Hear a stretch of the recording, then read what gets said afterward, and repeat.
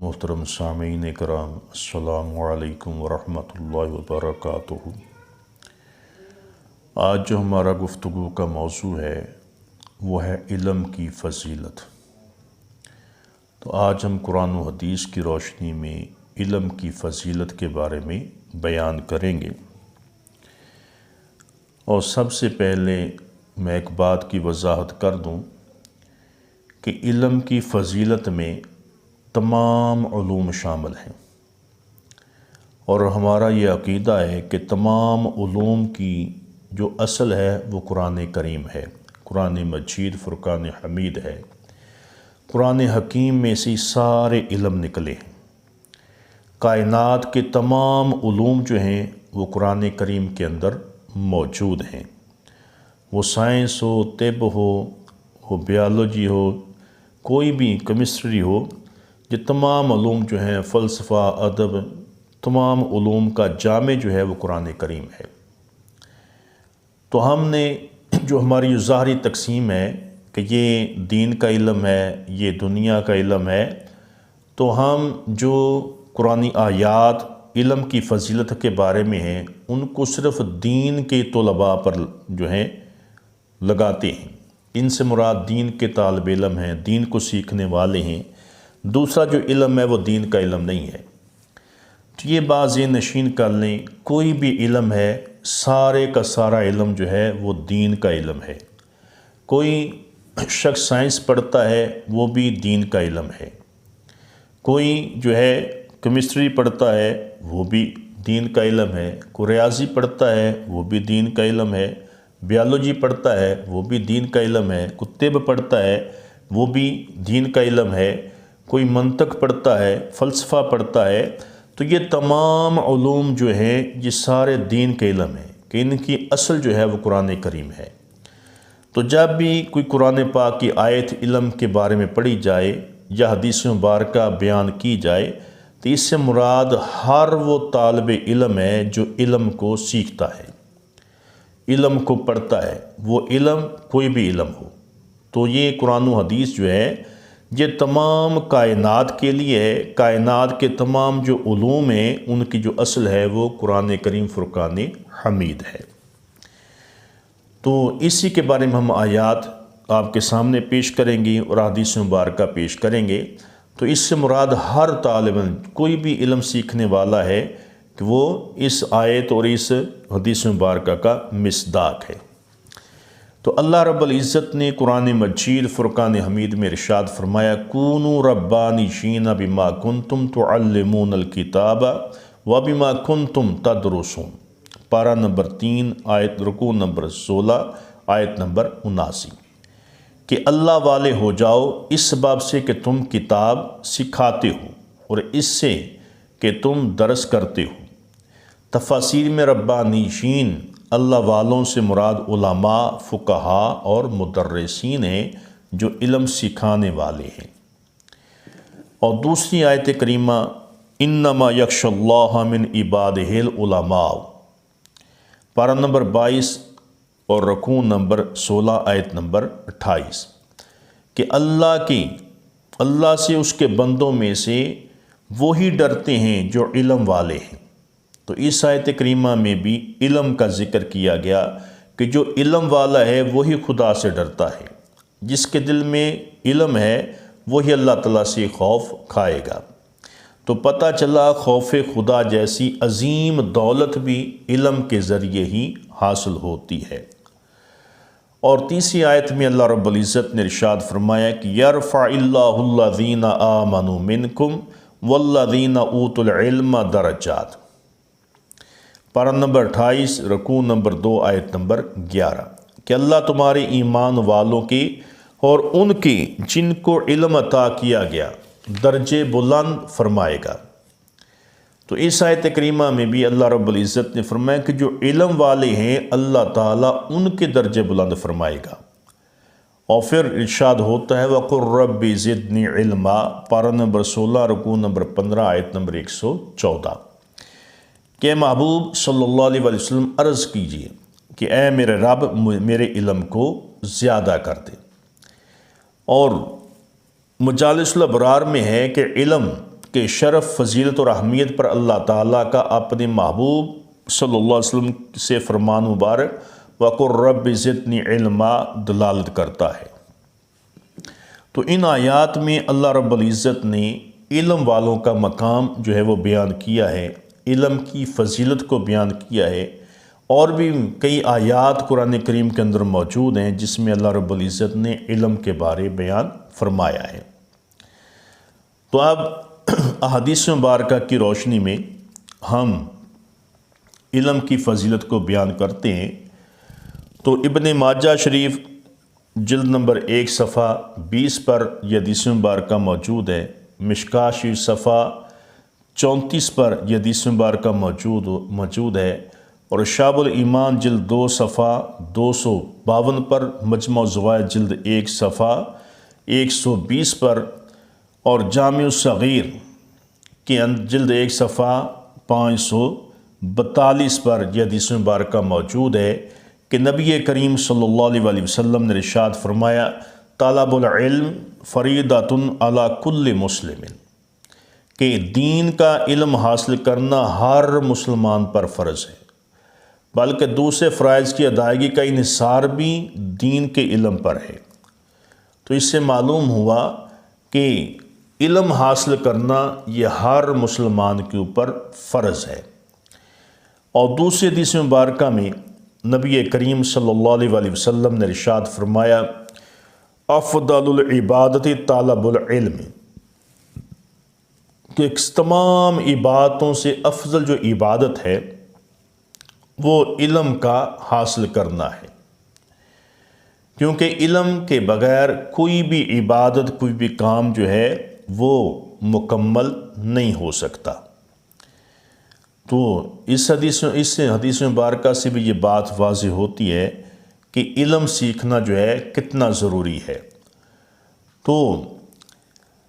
تفسیر در منصور جلد نمبر 1 صفحہ 338 پر، جامع صغیر صفحہ 180 پر یہ حدیث مبارکہ موجود ہے کہ رسول اللہ صلی اللہ علیہ وسلم نے ارشاد فرمایا، افضل الصدقۃ ان یتعلم المرء المسلم علما ثم یعلمہ اخاہ المسلم، تمام صدقوں میں سے جو سب سے افضل صدقہ ہے، فرمایا کہ وہ مسلمان شخص کا علم دین سیکھنا ہے اور پھر اپنے مسلمان بھائیوں کو علم سکھانا ہے۔ اور اسی طرح نبی کریم صلی اللہ علیہ وسلم نے ارشاد فرمایا کہ من طلب العلم مشى فی ریاض الجنہ، کنوز الحقائق جلد 1 صفحہ 111، جس نے علم دین طلب کیا، پڑھنا شروع کر دیا، وہ جنت کے باغات میں چل پڑا یا جنت کے رستوں پر چل پڑا۔ اور جامع صغیر جلد 1 صفحہ 324 پر حدیث مبارکہ موجود ہے کہ طالب العلم تبسط لہ الملائکۃ اجنحتہا رضا بما یطلب، کہ طالب علم جو شے طلب کرتا ہے، جب علم حاصل کرتا ہے تو اس سے راضی ہو کر فرشتے اس طالب علم کے لیے اپنے پر بچھا دیتے ہیں۔ اور پھر نبی کریم صلی اللہ علیہ وسلم نے ارشاد فرمایا کہ طالب العلم بین الجہال کالحی بین الاموات، جامع صغیر جلد 1 صفحہ 324، کہ علم دین حاصل کرنے والا جاہلوں کے درمیان ایسے ہوتا ہے جیسے زندہ مردوں میں ہوتا ہے۔ تو علم والے کی یہ فضیلت ہے، یہ شان ہے، یہ مقام ہے کہ علم والا جو ہے وہ لوگوں میں جو ہے ایسی مثال اس کی قائم ہے کہ جیسے مردوں میں ایک زندہ ہوتا ہے، فرمایا یہی مثال جو ہے علم والے کی ہے جو بغیر علم کے لوگ ہیں۔ اور اس طرح نبی کریم صلی اللہ علیہ وسلم نے ارشاد فرمایا، اذا جاء الموت لطالب العلم وهو على هذه الحالۃ مات وهو شہید، جامع صغیر جلد نمبر 1 صفحہ 39، مجمع الزوائد جلد 1 صفحہ 124 پر یہ حدیث مبارکہ موجود ہے کہ جب طالب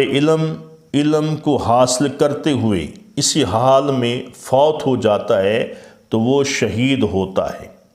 کہ اس کا جو مرتبہ مقام ہے وہ شہیدوں میں شامل ہو جاتا ہے۔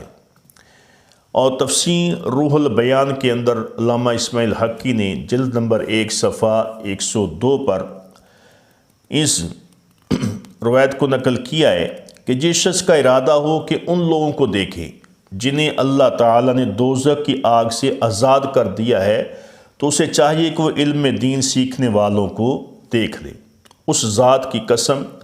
جس کے قبضہ قدرت میں حضرت محمد صلی اللہ علیہ وسلم کی جان ہے، جب کوئی طالب علم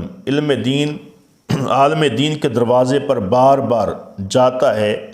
آتا ہے تو اللہ تعالیٰ اس کے لیے ہر قدم کے بدلے میں 1 سال کی عبادت کا ثواب لکھ دیتا ہے،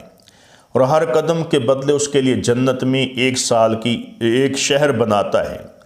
اور وہ طالب علم زمین پر چلتا ہے تو زمین اس کی بخشش کی دعا کرتی ہے، وہ اس حال میں شام کرتا ہے کہ وہ بخشا ہوا ہوتا ہے۔ تو یہ مقام ایک طالب علم کا ہے، دین کا علم سیکھنے والے کا ہے۔ اور پھر نبی کریم صلی اللہ علیہ وسلم نے ارشاد فرمایا تفسیر روح البیان جلد نمبر 1 صفحہ 102 پر کہ اپنے والد کے چہرے کو دیکھنا یہ عبادت ہے۔ پھر فرمایا خانہ کعبے کو دیکھنا یہ بھی عبادت ہے، اور فرمایا کہ قرآن کریم کو دیکھنا عبادت ہے، اور عالم دین کے چہرے کو دیکھنا یہ بھی عبادت ہے۔ تو نبی کریم صلی اللہ علیہ وسلم نے اہل علم کی زیارت کرنے کو بھی عبادت قرار دیا ہے کہ جو کسی علم والے عالم دین کی زیارت کرتا ہے تو اللہ تعالیٰ اس کو عبادت کا ثواب عطا فرماتا ہے۔ اور پھر نبی کریم صلی اللہ علیہ وسلم نے ارشاد فرمایا کہ جلوس ساعت عند العالم احب الی اللہ من عبادت الف سنۃ، درۃ الناصحین صفحہ 34 پر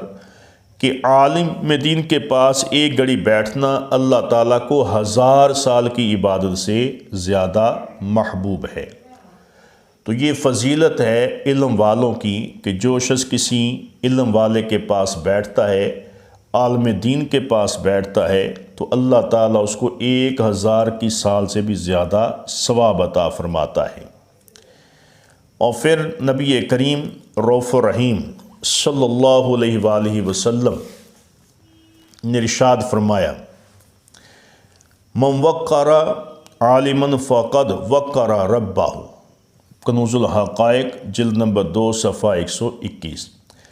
کہ جس نے عالم دین کی عزت کی تو گویا کہ اس نے اپنے رب کی عزت کی۔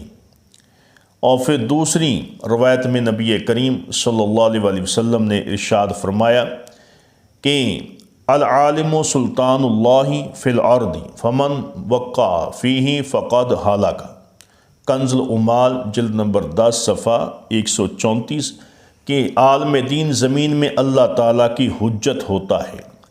تو جو اس کی توہین کرے یقیناً وہ ہلاک ہوگا۔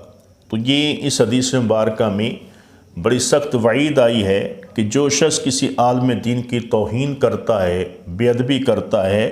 تو اللہ تعالیٰ اسے ہلاک کر دے گا، اور جو عالم دین سے محبت کرتا ہے تو اللہ تعالیٰ اس کو عزت عطا فرمائے گا اور اس کی بخشش فرمائے گا۔ تو عالم دین جو ہے اس کا مقام اللہ تعالیٰ کی بارگاہ میں یہ ہے۔ اور پھر نبی کریم صلی اللہ علیہ وسلم نے ارشاد فرمایا کہ قیامت کے دن ایک عالم اور ایک عابد جب پل صراط سے گزریں گے تو عابد کو کہا جائے گا کہ تم جنت میں داخل ہو جاؤ۔ تو عابد اس کو کہتے ہیں جو راتوں کو جاگتا ہے، عبادتیں کرتا ہے، دن کو روزے رکھتا ہے، سر سے رات عبادت کرتا ہے۔ فرمایا اس کو حکم دیا جائے گا کہ تو جنت میں داخل ہو جا اور جنت کی نعمتوں سے لطف اندوز ہو۔ اور جو عالم دین ہوگا اس سے کہا جائے گا کہ تم رک جاؤ۔ جب عالم دین رک جائے گا تو اس کو حکم دیا جائے گا آج تو جس کی شفاعت کرے گا اللہ تعالیٰ اس کی بخشش فرما دے گا۔ تو نبی کریم صلی اللہ علیہ وسلم نے ارشاد فرمایا کہ پھر وہ لوگوں کی شفاعت کرے گا، اپنے عزیزوں کی، رشتہ داروں کی، دوستوں کی، جاننے والوں کی، دنیا میں جو بھی اس کے ساتھ کوئی کسی نے نیکی کی ہوگی وہ ان سب کی شفاعت کرے گا، حتیٰ کہ حضور نے فرمایا اگر کسی نے اس کو پانی کا ایک پیالہ پیش کیا ہوگا وہ اس کی بھی شفاعت کرے گا، کسی نے وضو کروایا اس کی بھی شفاعت کرے گا، کسی نے کوئی اس کی مدد کی تھی اس کی بھی شفاعت کرے گا، اگر دنیا میں کسی نے اس کا کوئی کام کیا تھا وہ اس کی بھی شفاعت کرے گا، حتیٰ کہ کسی نے پیار سے محبت سے اس کی تعظیم کی ہوگی، سلام کیا ہوگا، وہ ان سب کی شفاعت کرے گا۔ اور نبی کریم صلی اللہ علیہ وآلہ وسلم نے ارشاد فرمایا کہ میری امت کا ایک عالم دین جو ہے وہ پہلے نبیوں کی طرح اللہ کی بارگاہ میں شفاعت کرے گا،